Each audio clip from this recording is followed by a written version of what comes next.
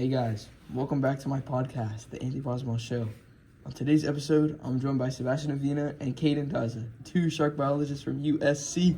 What's up, Mr. Pozzobon? Thanks for having me on today. What's up, Mr. P?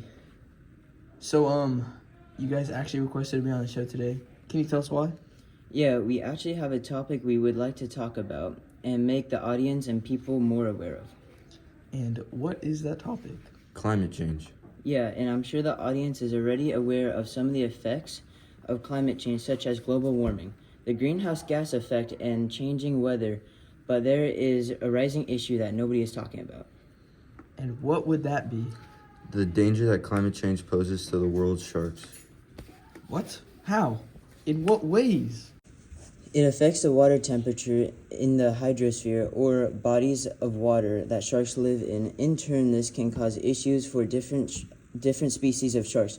For example, outbreaks of skin diseases have been found on white-tip reef sharks in the Malaya coral reefs. No way, that's crazy! Are there any other ways it affects sharks? Yeah, there's way more. One being the increased risk of baby sharks being born smaller and weaker, making them less likely to survive in adulthood. Wow. This sounds super devastating to the world's shark populations. Yes, it is. Are there any positives to this at all? Well, there are some benefits to warmer ocean temperatures.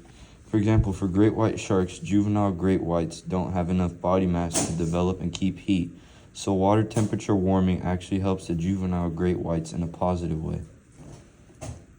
All right. Mr. Daza, I heard you talking about the water temperature changes earlier.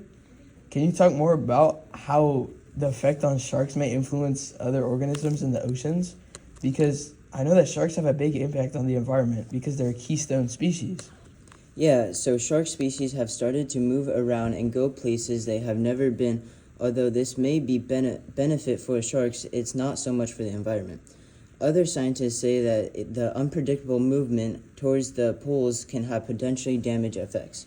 Yeah, an example of this would be great whites moving further north into the Monterey Bay oceans, and this can create an unnatural competition for prey with other predators such as orcas. And a shout out to a good friend, Chris Lowe, who is a professor of marine biology at California State University in Long Beach, a director of Shark Lab, and has been doing research on climate change and the effects of great white sharks off the coast of California. Is there anything else you guys want to add? Just to remember that this is important to remember as warmer ocean temperatures are causing the shark population to drop in some species, rise in others, and causing lots of species to move around to new places that can cause devastating changes in those ecosystems. To put it in simpler terms, ocean temperatures due to climate change have been a huge impact on sharks, and that's what we wanted to make people more aware of. Thank you guys so much for the information and coming on today. Hopefully you guys listening learned something new. Thank you guys for listening again, and see you next time on the Pozzobon Show.